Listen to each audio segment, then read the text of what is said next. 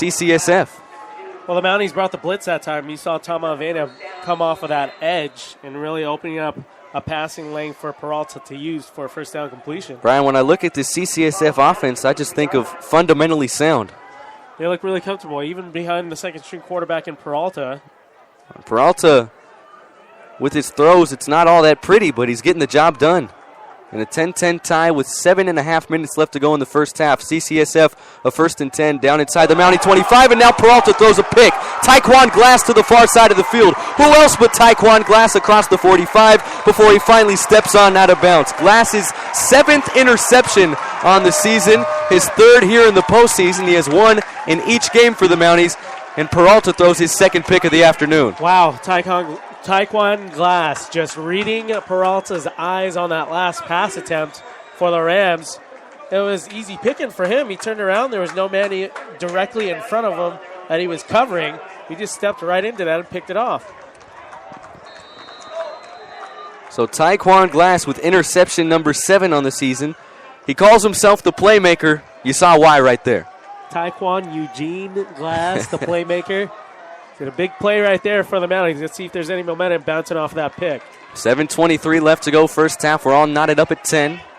The second interception thrown by Peralta. The first one was to Joseph Bryan on a 1st and 10. Allo has the ball batted down and nearly picked off by CCSF. There to force the pressure and tip the ball from Justin Allo was Malachi Tapatua, the 6'1 sophomore defensive tackle out of American Samoa. 2nd and 10.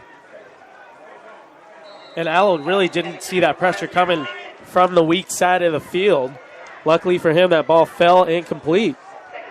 2nd and 10 for Mount Sac. The lone back is Omaris Tolbert. 4 wide set, 3 aligned to the near side. The snap is back. Delayed handoff. Tolbert gets across the 45 and just to the 46 for a pickup of 1. CCSF, tenacious defense. Yeah, they're fast off of that line. You know, these linebackers are getting defensive awards in the state for a reason. There are no chumps on that side of the field over there in San Francisco. They've been phenomenal all year. There's a reason why they lead in most categories, not only in their northern division, but also in the state. And the first one is the big one, 15 points per game allowed. The Mounties just 2 of 6 on 3rd down so far. This is a 3rd and 10 for Mount Sac from their own 45.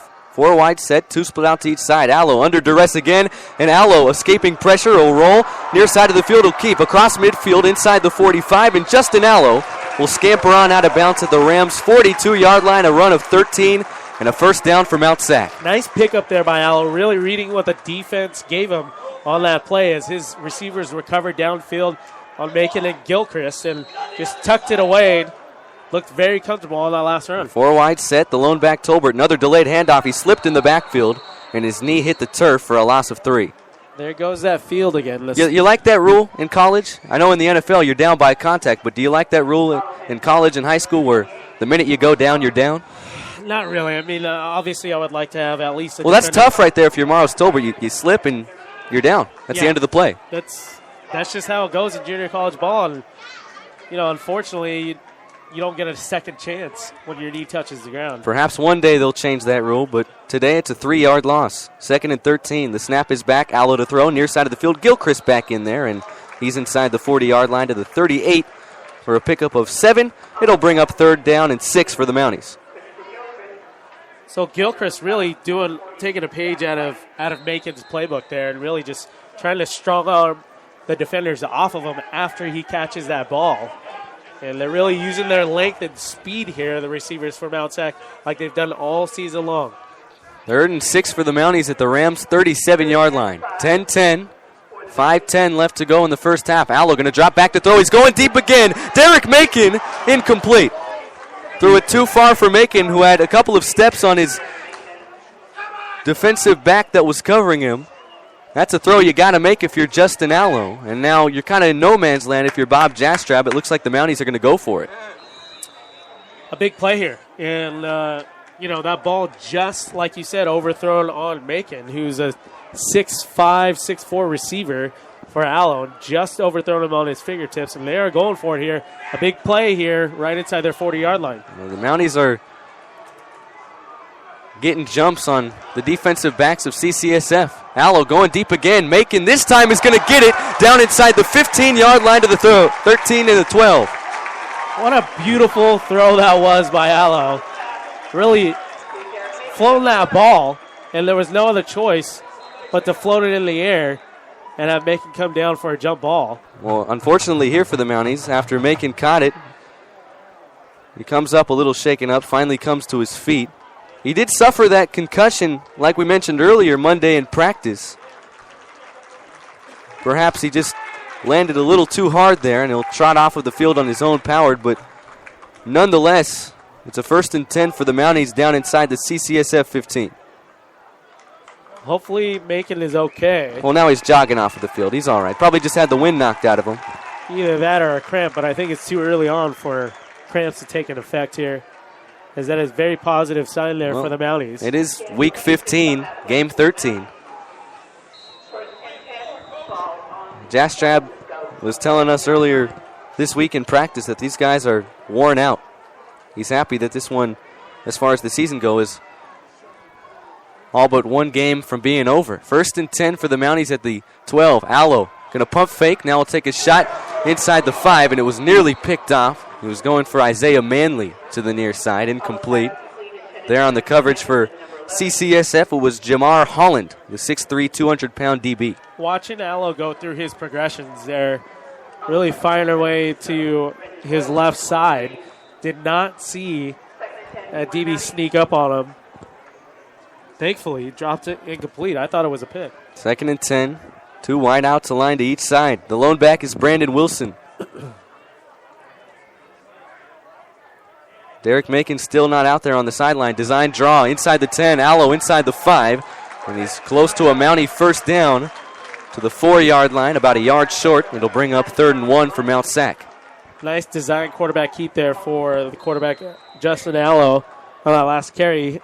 Did already get into the end zone for his 8th touchdown of the season. See if they draw up here on 3rd and 2. They're in about a yard and a half. 2 wide set, both split out to each side. High formation. The deep back is Tolbert, and Tolbert gets the carry, but he's taken down in the backfield for a loss of 2. CCSF's own Shalom Luana, the Oregon State commit, was there to bring Omaris Tolbert down in the backfield, and now the Mounties with 4:03 and counting left to go in the first half will settle for a field goal attempt. Shalom Luana, the sophomore DB, 61 tackles so far in the season, 2 forced fumbles as well. He's an Oregon State commit. Also has offers from Washington State and UCLA. And Oregon State, who just underwent a couple. There's a chance that Lawani might not stick with his commitment. Roberto Villarreal straight away. He got it, and with 3.5 minutes left to go in the first half.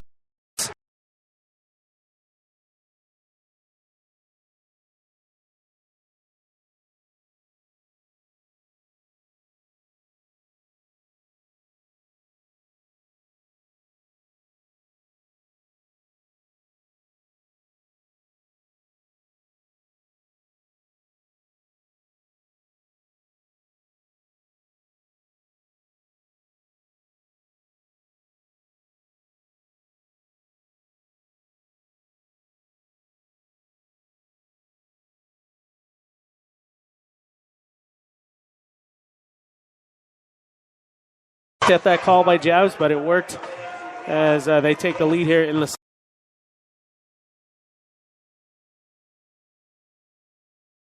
13-10 lead, 3.5 minutes left to go in the first half from Hilmer Lodge Stadium.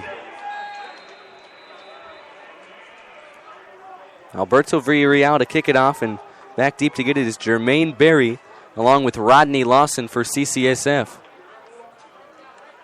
It'll be Lawson from his own 4-yard line, crosses the 15, crosses the 20 before he's hit down hard at the 24-yard line. So that's where Peralta and the CCSF offense will take over. Peralta, he's already thrown 2 picks here in this first half. Let's see if the offensive game plan will be to stick to the run a little more. Well, that big offensive line really losing the chess match right now with the defensive line for Mount Sac as Mount Sac has really just made him look uncomfortable in the pocket. He has rushed for a few yards and also found the end zone, but a 1-yard scamper compared to making a drive all the way starting from your own 24-yard line. It's pretty big. Rams will come out in a 4-wide set. The lone back is Dale. Hand off to Dale. Straight up the gut across the 30-yard line to the 31 for a pickup of 7 yards on first down. Interesting to see Elijah Dale getting the majority of the carries in this one instead of Jure Hayes, a man who's ran for over 1,500 yards in his junior college career. Dale's average, though, just over 6 yards a carry, so those are nice numbers. 686 yards, too, on the ground for the season. And the Rams, who can't afford to turn the ball over once again, Jure Hayes, he's fumbled it 9 times. That's problematic. Dale will get the carry here, and he's taken down at the near side of the field right around a CCSF first down, and they will move the chains for the Rams as Dale picked up the necessary yardage. A 1st and 10 for CCSF. We'll see if they continue to use Dale and not Hayes, like you mentioned, Chris. Hayes finding the end zone. He's state leader in touchdowns with 21. Coach Rush really mixing it up here on offense for the Mounties in this state championship game. Little screen pass here. It's Hikutini, the tight end, who gets to the 35-yard line for just a pickup of 1. Hikutini coming into the game for CCSF, a man with 37 grabs, 655 yards, 4 touchdowns. Like I mentioned, a bounce back from Sacramento State to go along with 4 Division I offers right now. The Mounties have done an excellent job at limiting him. Well, yeah, he's their option underneath. If there's nothing down the field for Peralta, not only is it a short gain if he gets that ball, but it's the Mounties linebackers ready to zone in on him. 2nd and 9, Peralta will roll far side of the field. He'll take off and run, gets across the 35, and he'll scamper on out at the 38-yard line for a pickup of 4. It'll bring up 3rd and 6 for CCSF, but with 1:55 left to go in the first half, it'll stop the clock, and the Mounties leading 13-10. I'm sure they'd love to get the ball back on offense. Well, yeah, and right now trying to find something to get things going here in this first half. You'd love to see Macon out there again. Hopefully he'll be back in the game on their next offensive possession as I see him down on the field warming up on the sidelines. 13-10 Mounties, a 3rd and 6 for CCSF from their own 38. The snap is back. Peralta under duress threw it incomplete to the far side of the field. He was going for number 22, Trevor Coleman, who wasn't ready for the pass, and CCSF with 1:52 will be forced to punt it on back to the Mounties. I'll tell you what. If he makes that throw, that is We're talking about a touchdown. All green in front of him. So Tom Avena doing a great job getting to the quarterback, making him throw the ball earlier than he was supposed to on that release. Well, the Mounties gambled by bringing the blitz, and this time it paid off.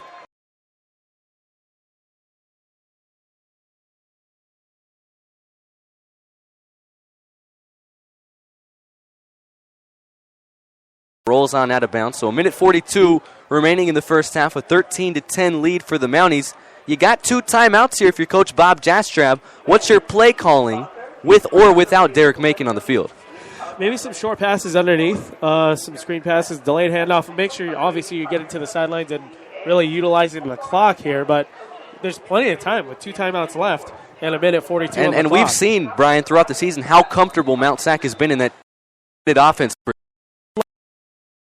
rather than the 2-minute drill. Well, some good news here for the Mounties is Derek Macon is aligned to the far side of the field, back onto the field after he was shaken up on his last reception. He has the Mounties' lone touchdown in this one. 1st and 10 for Mount Sac from their own 14. 4-wide set. They'll go Ryan Simpson's way for his first reception of the game, and Simpson wisely scampers on out of bounds at the 18-yard line for a pickup of 4.